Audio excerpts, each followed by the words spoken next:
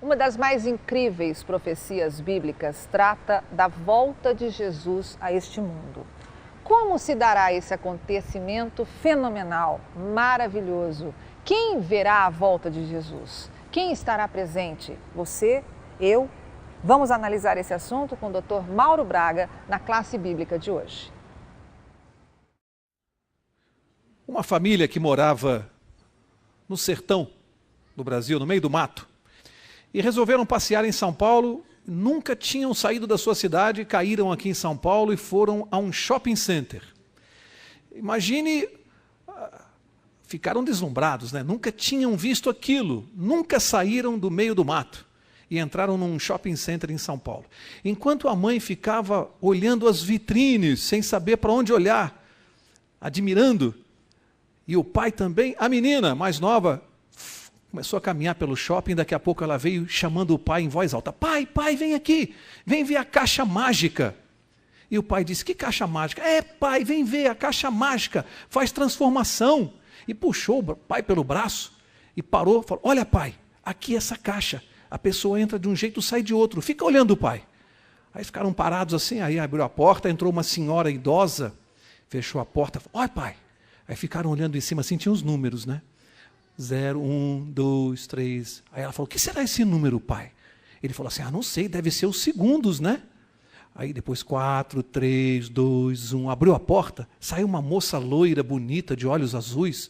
Tá vendo, pai? Essa caixa faz transformação. E ele ficou olhando e falou assim, filha, vai lá chamar sua mãe para entrar na caixa.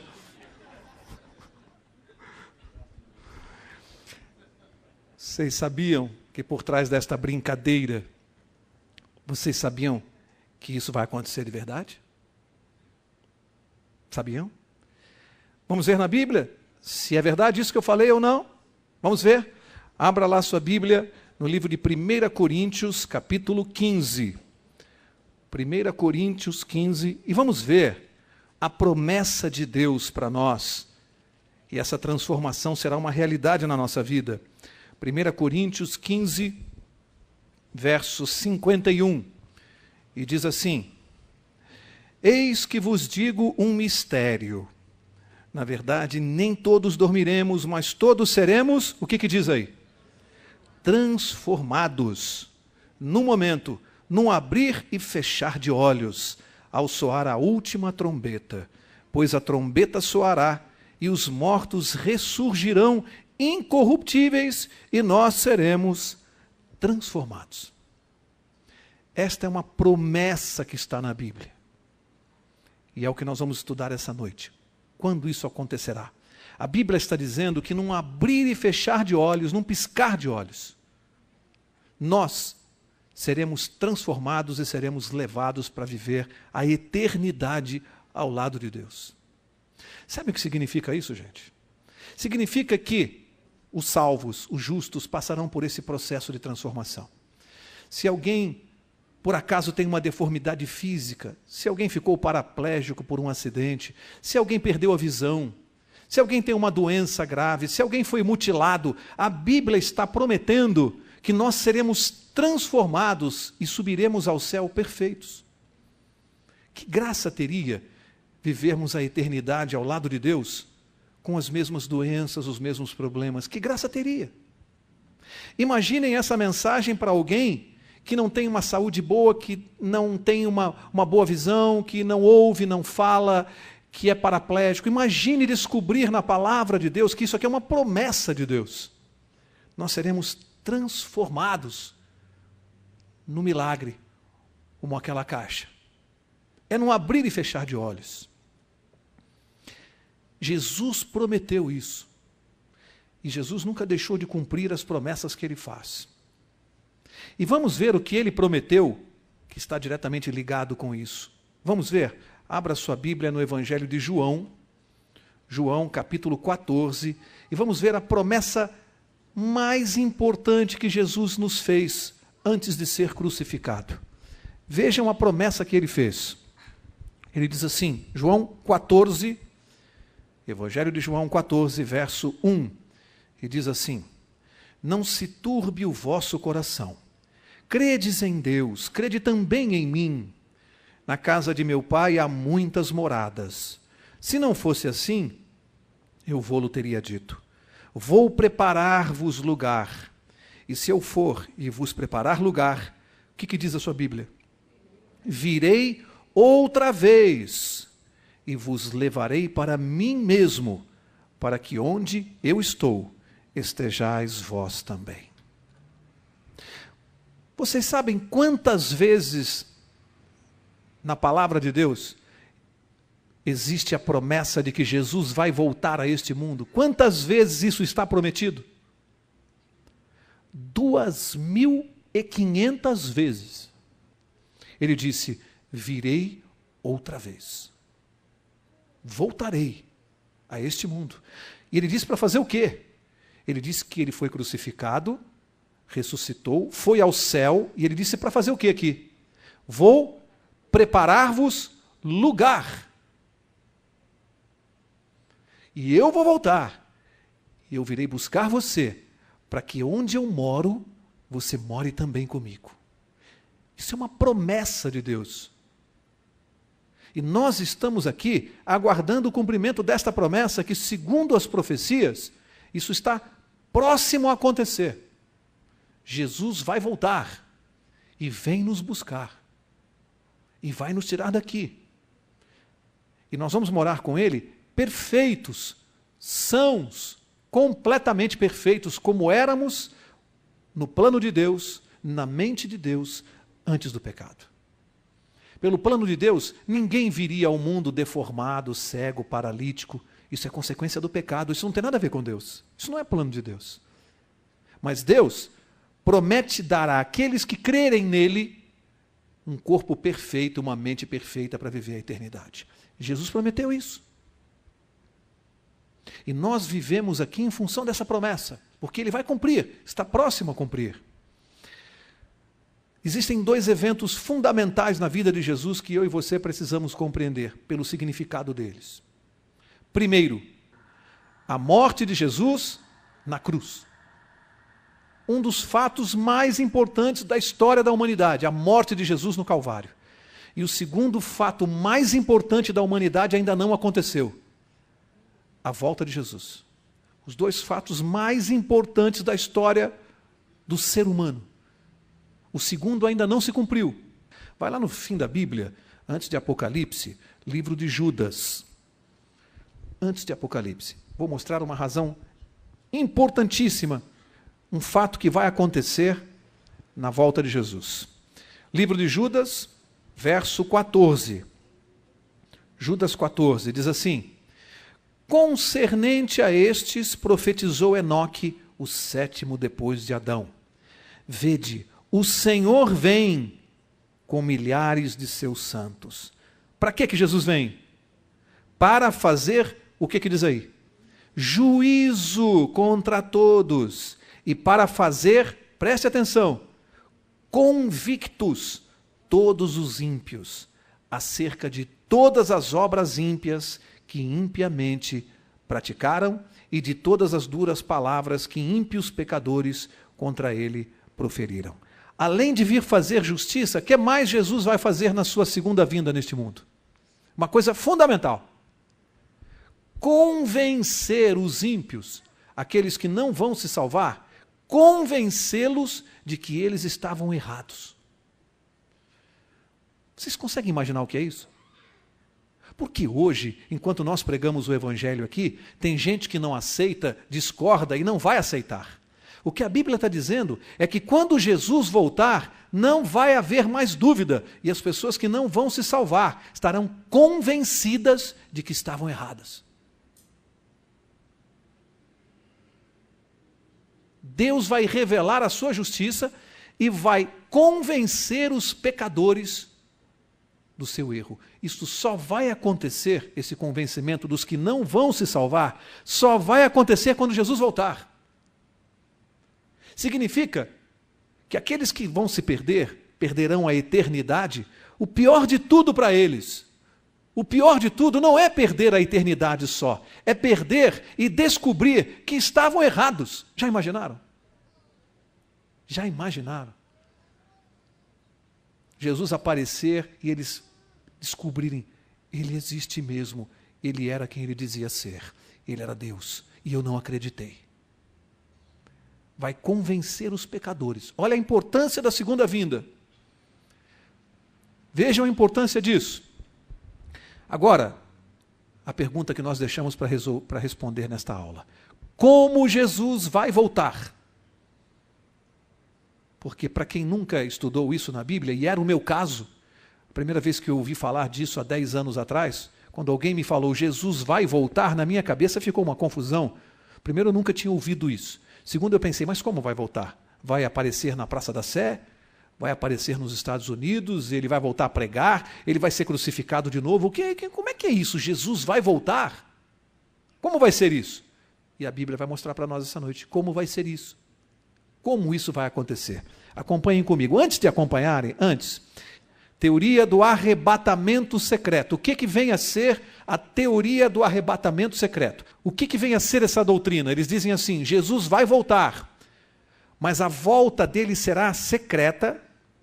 Nós estamos aqui conversando, trabalhando, andando, e de repente algumas pessoas, eles dizem a igreja, os salvos, o arrebatamento da igreja, será secreto, ou seja, nós vamos sentir a falta das pessoas que vão ser arrebatadas para o céu e nós vamos continuar vivendo aqui. Eles dizem isso, o arrebatamento secreto, o arrebatamento da igreja. A igreja de Deus será arrebatada sem que nós saibamos. De repente você vai sentir falta de parentes, de amigos, pessoas vão sumir, foram arrebatadas para o céu. É a doutrina do arrebatamento secreto. Vamos ver de onde esses irmãos, que nós respeitamos, irmãos sinceros, vamos ver no que se baseiam para esta doutrina. Abra sua Bíblia no Evangelho de Mateus e vamos ver o verso que eles mais apontam. Mateus capítulo 24, Mateus 24, verso 39. Mateus 24, verso 39. E diz assim, vamos ler do 38. Mateus 24, 38. Diz assim, pois assim como nos dias anteriores ao dilúvio, comiam, bebiam, casavam, davam-se em casamento, até o dia em que Noé entrou na arca, e não o perceberam, até que veio o dilúvio e os levou a todos. Assim será também a vinda do Filho do Homem. Está falando da volta de Jesus. Agora, olha o verso seguinte. Aqui eles se baseiam. Diz assim, então, estando 2 no campo, será levado um, e deixado o outro. Estando 2 moendo no moinho, será levada uma e deixada a outra. Neste verso eles se baseiam e dizem assim, está vendo? Um será deixado e o outro será levado. Arrebatamento secreto. Uns ficam e outros vão. Vou mostrar a vocês o perigo de criar uma doutrina em cima de um verso. Nós sempre dizemos isso aqui. Nunca se cria uma doutrina em cima de um único verso. Porque um único verso mal interpretado pode ter outro sentido. Nós vamos ver que o sentido desse verso não é este, pelo contexto dele, e vamos ver pelos outros versos bíblicos que não pode ser assim. Qual é o nosso método de estudar a Bíblia? Um verso explicando o outro. Toda vez que um verso se chocar com outro, a interpretação correta é aquela que se harmoniza com todos os demais versos. Essa é a interpretação que se deve dar. Quando a interpretação se choca com os outros versos, não é a interpretação correta. Então, primeiro eu vou mostrar que o contexto não diz isso, o contexto desse verso. E depois vou mostrar por outros versos que não pode ser assim. Então vamos ver primeiro o contexto. Leiam de novo comigo atentamente o verso 39. Vamos ler de novo. E não o perceberam, até que veio o dilúvio, e o que diz aí? E os levou a todos. O que a Bíblia está falando? No tempo de Noé, Noé pregava a advertência, as pessoas não aceitaram, ficaram brincando, não deram importância, continuaram vivendo a sua vida, até que veio o dilúvio e levou a todos. Todos morreram no dilúvio. Apenas se salvou Noé e sua família, que ficaram dentro da arca. A Bíblia diz, o dilúvio veio e os levou a todos. E aí diz, assim será na vinda do Filho do Homem. E aí vem o verso seguinte. E diz assim, então, estando 2 no campo, será levado um e deixado o outro. O que está falando aqui? O dilúvio veio e fez o quê? Levou a todos os que não creram na mensagem. Está dizendo, assim será no tempo da volta de Jesus, no tempo da vinda de Jesus. Uns serão levados, destruídos, como foi pelo dilúvio. Veio o dilúvio e levou a todos pela destruição. Quando Jesus voltar, uns serão levados, os outros ficarão salvos. Os que são levados serão destruídos. Esse é o contexto aqui. O contexto. Agora vamos pegar outros versos para explicar melhor esse. Eu só estou mostrando que o contexto era do dilúvio, que levou a todos. E aqui está dizendo, um será levado, o outro não, quando Jesus voltar. Será levado pela destruição. Agora vamos ver outros versos para ver se o que eu estou ensinando aqui tem sentido ou não. Você está em Mateus 24? Então vamos ficar em Mateus 24, verso 30. Olha só. Então aparecerá no céu o sinal do Filho do Homem, e todos os povos da terra se lamentarão e verão o Filho do Homem, vindo sobre as nuvens do céu com poder e grande glória. E ele enviará os seus anjos, com grande clangor de trombeta, os quais ajuntarão os seus escolhidos desde os quatro ventos, de uma a outra extremidade dos céus. Gente, a Bíblia no mesmo capítulo está dizendo, então verão o Filho do Homem descendo do céu, prestem atenção nessa descrição, junto com os seus anjos, e eles vão recolher todos os salvos de uma a outra extremidade da terra. Veja, é secreto isso aqui? Jesus com todos os seus anjos descendo do céu. Isso aqui é uma coisa secreta? Vamos ver se é secreta? Olha o verso 27, do mesmo capítulo 24. Pois, assim como o relâmpago sai do Oriente e se mostra até o Ocidente, assim será também a vinda do Filho do Homem. Gente, diz assim, como um relâmpago que sai do Oriente e vai até o Ocidente, rasgando o céu, um relâmpago que chama a atenção de todo mundo. Assim será a vinda do Filho do Homem. Isso é secreto? Isso é uma coisa secreta? Que é alguma coisa para chamar mais atenção das pessoas do que um relâmpago que risca o céu de uma extremidade à outra? Isto é algo secreto? A Bíblia diz, assim será a vinda de Jesus. O que há de secreto nisto? Nada de secreto. Mas eu quero mostrar mais para vocês.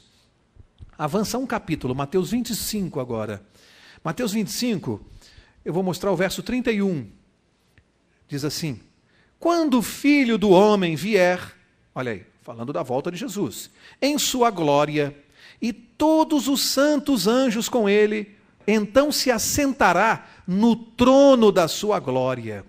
Olha só, todas as nações se reunirão diante dele, e ele apartará uns dos outros, como o pastor aparta dos bodes as ovelhas. Ele porá as ovelhas à sua direita e os bodes à sua esquerda. Isso aqui é uma coisa secreta? Todas as nações diante dele. Todos vão ver?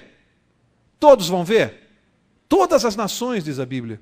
Como é que alguém pode dizer que isso aqui é uma coisa secreta? Jesus descendo do céu com trilhões de anjos, vai separar bodes das ovelhas. Leia-se, justos dos ímpios. Todas as nações da terra o verão. E alguém diz que isso é uma coisa secreta. Não pode ser. Percebem que esta interpretação se encaixa com aquela que eu dei? Um será levado e o outro ficará. Lógico, ele vai separar os bodes das ovelhas.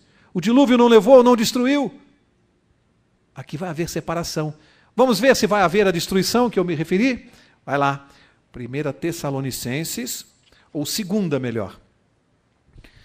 2 Tessalonicenses, capítulo 2. Vamos ver se vai haver destruição na volta de Jesus, como o dilúvio destruiu e levou a todos. Vamos ver se na volta de Jesus vai acontecer a mesma coisa. 2 Tessalonicenses 2, verso 8.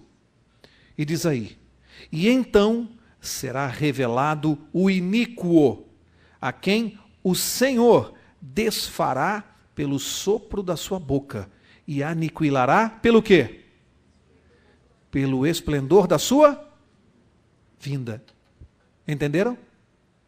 Entenderam? Na vinda de Jesus a este mundo vai acontecer uma coisa muito séria. O que aconteceu com o dilúvio. A simples aparição de Jesus no céu com a sua glória vai fazer com que o esplendor da sua glória destrua os ímpios. Serão fulminados e mortos pela simples aparição de Jesus. Por que razão? Por que razão? Porque ninguém na situação de pecador, sem estar coberto pelo sangue de Jesus, aquele que não aceitou Jesus e não está coberto pelo seu sangue na cruz, nenhum pecador pode ver a Deus. Deus não convive com o pecado. Por isso que nós não podemos ver a Deus hoje. Porque o pecado faz separação, diz a Bíblia. Portanto, quando Jesus aparecer em glória no céu, todos aqueles pecadores que não aceitaram Jesus como Salvador, eles mesmos assumirão a culpa pelos seus atos. Serão fulminados pela simples aparição de Jesus. Por isso, um ficará e o outro será levado. O dilúvio levou a todos. A aparição de Jesus levará a todos aqueles que são ímpios. Percebem como essa interpretação é que explica aquela? Não tem nada de secreto aqui. É essa a explicação. A Bíblia está dizendo, quando Jesus chegar, aparecer, a sua glória destruirá os ímpios. Por isso o outro verso disse, será levado.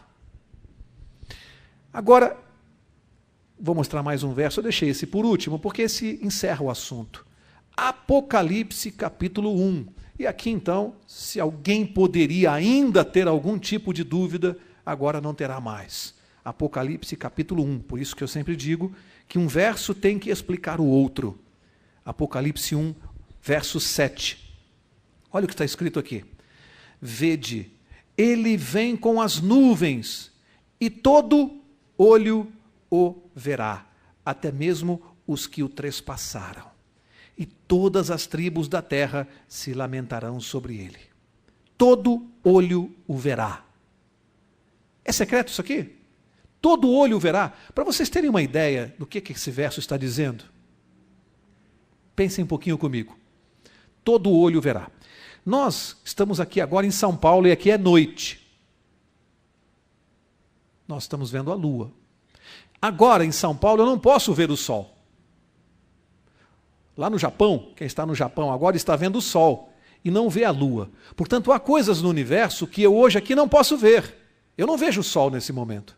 Quando a Bíblia diz que na volta de Jesus, todo olho o verá, todo significa que quem está em São Paulo, quem está no Japão, quem está nos Estados Unidos, quem está na Austrália, todo olho o verá. A Bíblia está falando de um milagre. Se hoje eu não posso ver o que está no céu do Japão, e quando Jesus aparecer no céu, todo olho vai vê-lo, a Bíblia está falando de um milagre.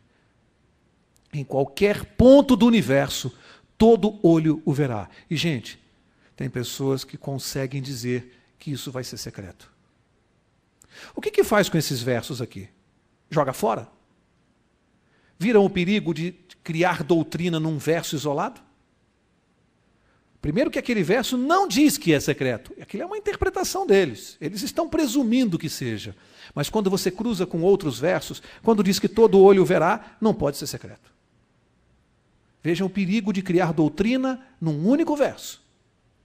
A Bíblia não pode ser estudada por um verso isolado. A Bíblia diz todo olho verá. Volta lá em Tessalonicenses, 1 Tessalonicenses, e vamos ver a descrição da volta de Jesus. 1 Tessalonicenses, capítulo 4. E a Bíblia descreve isso claramente. 1 Tessalonicenses 4. Eu vou ler o verso 13. Olha o que Paulo diz aqui. Paulo diz assim, não quero, porém, irmãos, que sejais... O que diz a sua Bíblia? Ignorantes. Não quero que vocês sejam ignorantes acerca dos que já dormem. Quem são os que dormem? Os mortos. Para que não vos entristeçais como os demais que não têm esperança. Para quê? Para quê? Olha o que Paulo está dizendo. Isso é uma verdade, irmãos. As pessoas que não creem como nós, na verdade, nós cremos que os mortos estão no sepulcro. Aguardando o quê? a volta de Jesus. E a Bíblia diz que todos seremos transformados, inclusive os que estão nas sepulturas, os que morreram, e iremos viver com Deus na eternidade. Aqui Paulo diz assim: não quero que vocês sejam ignorantes a respeito dos mortos, para que não vos entristeçais. Sabe por que ele está dizendo isso? Isso é uma realidade quando você vai a um velório. Eu já fui a vários. Quando você vai a um velório de pessoas que não conhecem isso, você vai ver o desespero das pessoas. As pessoas se jogam no chão, precisam tomar calmante, remédio, se desesperam. Porque para essas pessoas não existe mais nada, perderam um ente querido e acabou tudo para eles. Acabou, morreu, perdeu aquela pessoa que eles amam tanto, entram em desespero porque não tem nenhuma esperança, não creem em nada. Mas para nós que sabemos que esta pessoa que morreu está aguardando Jesus voltar, eu vou voltar a me encontrar com ela, com o meu avô, com a minha avó, pessoas queridas que nós perdemos. Eu vou vê-lo de novo, não velhinho, não doente, não com um câncer, novo, com uma boa aparência, com saúde. E eu vou morar junto com ele no céu. Por que eu vou me desesperar diante do caixão? Por isso que Paulo está falando, não quero que vocês sejam ignorantes em relação à morte, para que não vos entristeçais, não entrem em desespero, para que vocês tenham, o que ele disse? Esperança. É por isso que quando você vai ao enterro de adventistas, algumas pessoas estranham.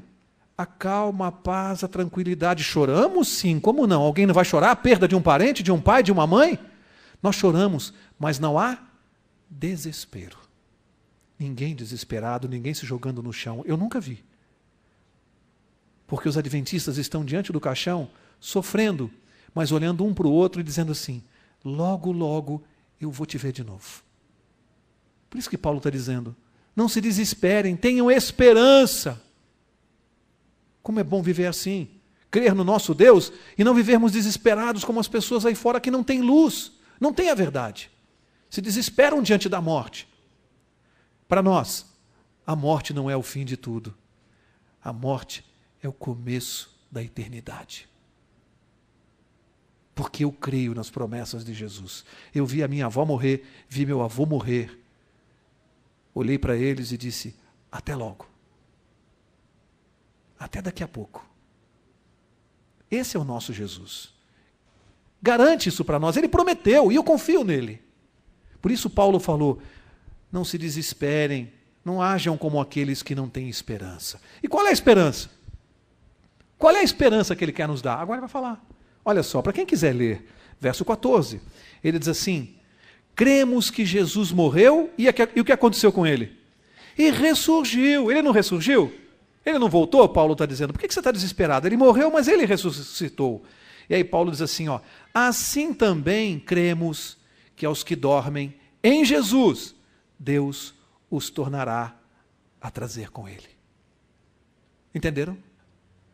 Nós não cremos que Jesus morreu e ressuscitou? Também cremos que os que dormiram em Jesus, crendo nele, Deus os tornará a trazer com ele. Não do jeito que morreram. Perfeitos, novinhos, bonitos, com saúde, corpo eterno. É isso que Paulo está dizendo. Só basta você ler a Bíblia, para não ficar desesperado diante da morte. Você tem que crer em Jesus. Creia nele. E Paulo continua, verso 15. Dizemos-vos isto pela palavra do Senhor, que nós, olha o que ele está dizendo, os que ficarmos vivos para a vinda do Senhor, não precederemos os que dormem, pois o mesmo Senhor descerá do céu, preste atenção, com um grande brado, à voz do arcanjo, ao som da trombeta de Deus, e os que morreram em Cristo ressurgirão primeiro. Para quê? Olha o que a Bíblia está descrevendo. Jesus vai apontar no céu, todos os olhos da terra o verão. Ele vem com anjos e aqui diz assim, com trombetas do céu. Gente, é uma banda de música de anjos, e tem gente que diz que isso aqui é secreto. Secreto. Com uma banda de música de trombetas de anjos. E diz assim, primeiros mortos que morreram em Cristo ressurgirão primeiro. Sabe o que quer dizer isso? Olha o presente que Deus vai nos dar. Olha o presente, imagine você, se estiver vivo nesse dia, você ver o seu parente querido, a pessoa que você perdeu, que você ama, ela vai ressuscitar e você vai ver. Olha o presente de Deus, ele vai dizer assim, e você vai assistir. Ela vai ressuscitar e eu vou fazer isso para você ver. Primeiro ele vai ressuscitar para você ver. Aí diz assim, aí ele segue, verso 17. Depois nós, os que ficarmos vivos, seremos, o que diz aí? Arrebatados juntamente com eles nas nuvens para o encontro do Senhor nos ares. E assim estaremos para sempre com o Senhor. Olha, nós vamos assistir os mortos queridos ressuscitarem, vamos ser arrebatados junto com eles, vamos subir para encontrar o Senhor nos ares. Responde mais uma pergunta. Jesus vai aparecer aqui pregando na Praça da Sé? Nós vamos encontrar com Ele nos ares. Ele não vai voltar a pisar nessa terra. Ele vai parar no céu e nós vamos subir. A sua mente consegue entender isso? Você consegue realizar isso aqui? Tem gente pensando que isso aqui é brincadeira. Você consegue imaginar? Eu me arrepio quando eu tento imaginar esse espetáculo aqui. Vocês já imaginaram? Imaginem nós subindo junto com as pessoas que nós amamos e que morreram e encontrarmos Jesus nos ares. Está escrito aqui, para quem quiser ler. Quem prometeu foi Jesus Cristo. Para que eu vou sofrer diante da morte? Por que eu vou me desesperar? Qual a razão? A morte é o fim de tudo? É o começo da eternidade, para os que crerem em Jesus. A Bíblia diz que os que não crerem nele, os que continuarem não crendo nele, neste exato momento, desse espetáculo maravilhoso, que nós vamos nos emocionar, neste exato momento, os que não crerem em Jesus, ao assistirem isso, serão destruídos pelo esplendor da glória de Jesus. Mortos. Que tristeza. Vão olhar, vão ver o espetáculo, vão chegar na porta do salão de festa, na porta da festa, e não vão entrar. Vão ficar de fora. Simplesmente porque não creram em Jesus e nas promessas de Jesus. Eu me arrepio só em pensar nisso. Meu Deus, eu não quero ficar fora. Está tudo revelado aqui. Seremos arrebatados, diz a Bíblia. Um vendedor de balões, ele estava no local público, um parque de diversões. E esse vendedor de balões, ele era bom de marketing. Para chamar a atenção das crianças, ele tinha os balões coloridos. O parque era muito grande, muita gente, e não dava para prestar atenção nele. O que ele fez? Ele soltou assim um balão azul. E o balão começou a subir. Quando foi subindo, a criançada toda viu, se aproximou do vendedor, compraram balões. Aí ele se deslocava para outra ponta do parque, soltou o balão amarelo. O balão subiu, a criançada daquela outra ponta do parque viu, correu para comprar balão. Ele se deslocou para outra ponta, soltou o balão vermelho. As crianças viram e assim foi indo. Tinha um menino negro sentado assim e vendo. E aquele menino negro ficou olhando e ele ficou pensando assim, por que ele só solta balão colorido? Por que ele não solta o balão preto? Será que o preto não vai subir igual aos outros? E o menino resolveu perguntar. Foi lá, puxou a camisa do homem, e o homem ali vendendo os balões, e o menino puxando. Moço, moço. Quando o homem deu atenção, o menino falou assim, por que o senhor não solta o balão preto? Ele não sobe igual aos outros? O vendedor viu que era um garoto, uma criança, disse assim, não, filho, não tem nada a ver uma coisa com outra. Não é o que está fora, é o que está dentro que faz ele subir. Não é o que está fora. Não é o que eu tenho, não é o que eu sou que vai me fazer subir. É o que está dentro. Você prestou atenção que da mesma forma, o que faz o balão subir é uma coisa que de fora, que é colocada dentro dele. O gás. O gás vem e é injetado dentro do balão e faz ele subir. É uma coisa de fora, colocada dentro do meu coração, que vai me fazer subir. Quem é? Jesus Cristo. Ele é o gás que vai nos dar a eternidade. Jesus Cristo. vai nos fazer subir. Hoje de manhã, fui fazer exames de rotina, um check-up. Estava ali aguardando para fazer os exames e comecei a me aborrecer, porque eu tenho um defeito grave. Eu sou irrequieto, sou impaciente. A minha esposa sempre diz, não tenho paciência para esperar. E eu fico nervoso quando me fazem esperar muito. E me deixaram ali de castigo para fazer os exames, eu já estava reclamando com a recepcionista, estava fazendo a maior confusão lá no laboratório, porque eu tinha compromisso, queria ir embora, e eu estava ali me fazendo esperar meia hora. Eu estava irritado com aquilo, mas Deus tinha um recado para mim hoje. Deus tinha um recado para mim. Eu entrei irritado na sala, o homem espetou a agulha na minha veia para tirar sangue, e ao meu lado, na cabine ali do lado, um garoto deitado, tirando sangue. Menino bonito, forte, cabelo liso, assim, uns 8, 10 anos. E quando o garoto acabou de tirar sangue, a enfermeira disse assim, agora você vai lá tomar um café com leite, com biscoito, tá bom? E ele ficou em pé, e eu vi que o menino era cego. Cego com 8 anos, um menino muito bonito, cego. E a moça foi levando ele pelo braço, ele tateando na porta, pelos corredores, e eu fui saindo junto, e as pessoas no salão ali aguardando, e vendo o garoto cego, aí deram o biscoito para ele, ele foi tomar o café com leite, a moça tinha que servir na boca, e eu do lado também comendo o biscoito, olhando o coração, e eu lembrei que eu ia falar hoje da volta de Jesus, e que nós vamos ser transformados, e vendo o menino ali. E aí um senhor do lado também, vendo o garoto com compaixão, disse assim para ele, toma devagar para você não queimar a língua, senão você não vai poder cantar, rapaz. E ele ali quieto, tateando, deu uma risada assim, e o senhor falava para ele assim, devagar, tá? Para você não queimar a língua, para você poder cantar.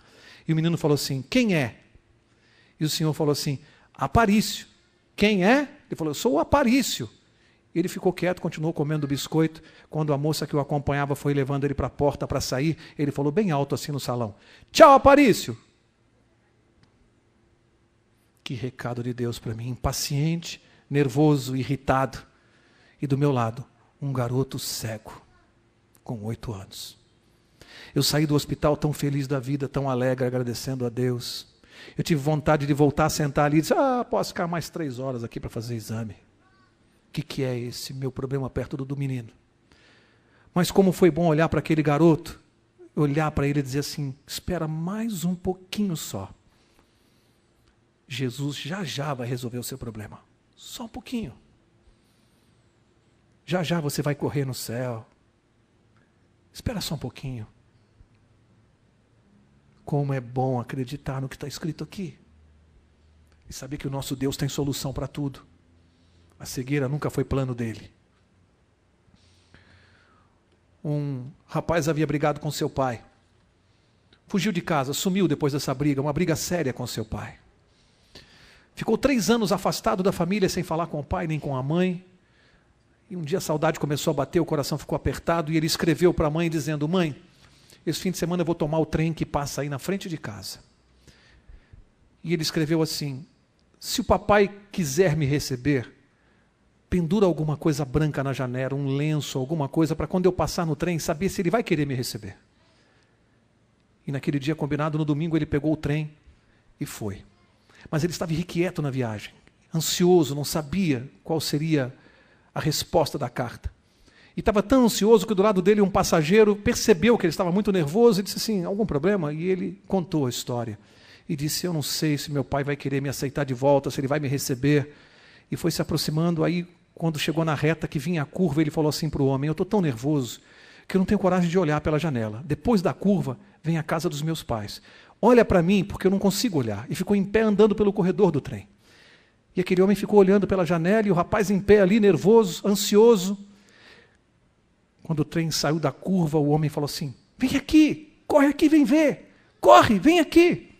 E quando ele chegou e olhou na janela, aqueles pais tinham pego todos os lençóis da casa, todos os panos brancos, as toalhas, as meias, haviam pendurado nos varais, no telhado, havia pano branco pela casa toda. E o menino não se contia, começou a tremer. Desceu do trem e o homem viu aquele garoto correndo pelo gramado na direção da casa, e lá no quintal eles viram os pais de braços abertos. Deus já pendurou todas as toalhas brancas no céu, todas que tinha. E como não tinha nada mais branco, ele pendurou estrelas, para dizer para você assim, vem para mim, volta, vem para casa. estou te esperando. Estou voltando. Vem para mim. Eu quero você do jeito que você está. Venha, que eu te recebo. Essa noite, lembre-se disso. Deus pendurou tudo no céu para dizer para você: eu te quero, eu te aceito.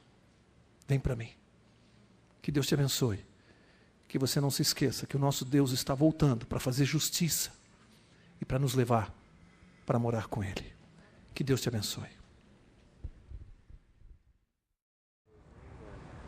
Se você quiser mais esclarecimentos sobre o tema abordado hoje, entre em contato conosco através do e-mail que aparece no seu vídeo. Até a próxima!